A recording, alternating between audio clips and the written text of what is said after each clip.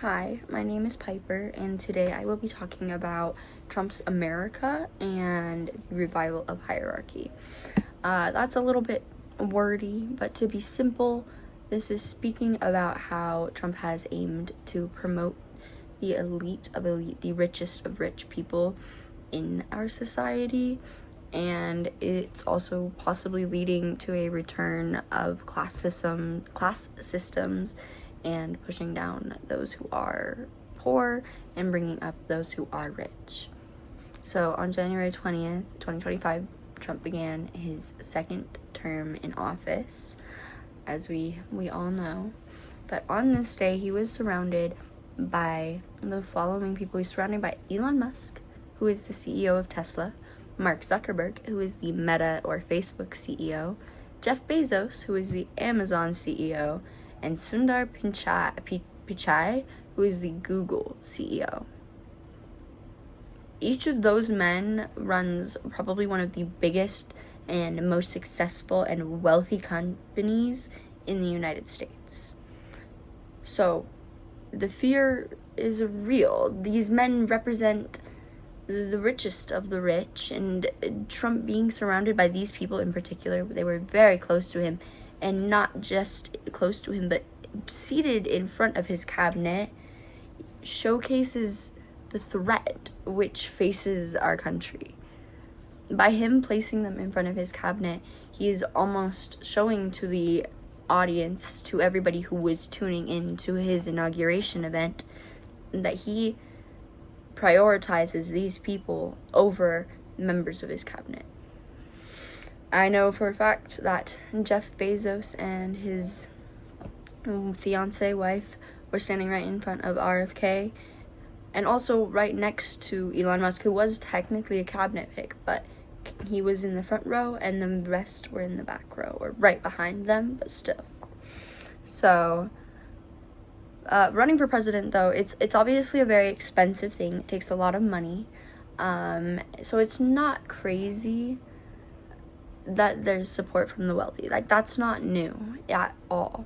But the level of which it's being, integrated, and the amount of attention that is being dealt to these elite by Trump is something which could be quite destructive for the average American. So, according to Reuters, Elon Musk alone donated over $275 million to the Trump campaign. Money has a lot of power. So when you take that much money and you're putting it towards something like a campaign, you will be able to get more people. But does that show that you cannot do this if you are not an elite already? This could take us back to a time where class systems controlled everything. Unofficial class systems have been present in America for a long time, but the gaps are now beginning to grow.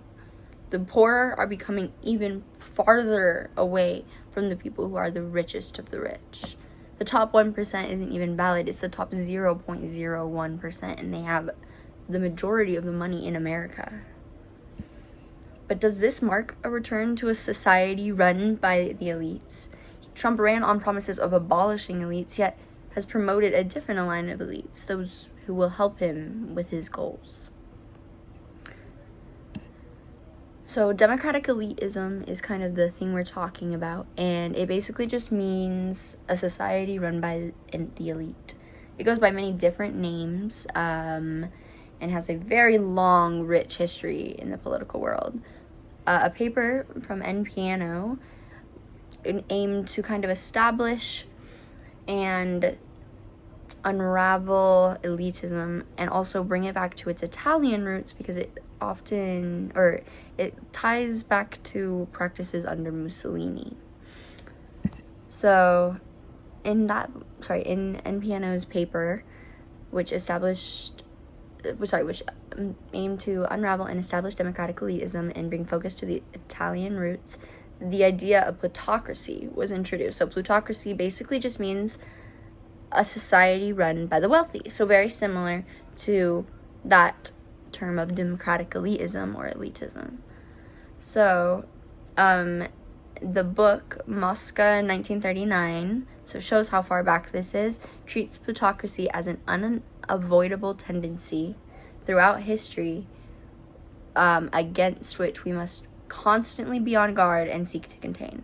So since 1939, at the least, it has been very much a damning presence of the wealthy in control of government, even in non-king ran systems, even in democratic systems. So it's a very, very important thing that we need to work towards and try to prevent, because it's been going on for so long. So on the other end of this argument lies the idea that Trump's efforts do in fact aim to take down elites. As he ran on these promises, a paper that is titled "A Party Out of Touch," it talks about how Trump promised to take down the elites, but more specifically meaning the Democratic Party as a system of elites. So it kind of changes what he meant. And then this is a quote from that paper, just saying that the Democratic Party has been the party of the educated and hence better off. And this is arguably true. There are many Democratic people who are wealthier, and there's also many wealthy people who do tend to vote Republican for tax cuts and things like that. But the majority of Republican voters tend to be less educated and lower income due to less education too, to some extent. So while Trump has promoted a select few elites, do they simply just allow for him to accomplish these goals? Are they helping him towards the abolishment of other elites? The state of the country currently, however, seems to show that a wide range of people are being disadvantaged by his efforts. According to an article from the Associated Press, Trump aimed to bring production to America with promises of tax cuts to those who did and tariffs to those who did not. To break this legislation down, however, it simply aims to promote the elite even more. Production is a very expensive procedure, and it's not that simple or cheap to move your company's production from another country to America, especially if you've been doing it out of America. There's likely a reason why. Tax cuts or not. Yeah, so tax cuts and even like the equipment alone for many companies. Tax cuts or not, the equipment alone for many companies would be hundreds of thousands, if not millions of dollars. From the actions Trump has taken in his term so far, it is clear that the only possible solution is to, as a nation, fight back. If you are an elite, then these things do not affect you, but the 100% tariffs prevent companies from even being able to import their things to the US because they are getting products held and waiting for tariffs to be put on them, which is incredibly a lot. With 100% tariffs, that's crazy to ask people to do. So we need to step forward. We need to fight back. We need to do something as the American people to make it clear that this will not be stood for, and we do not need to return to a hierarchy or a dictatorship.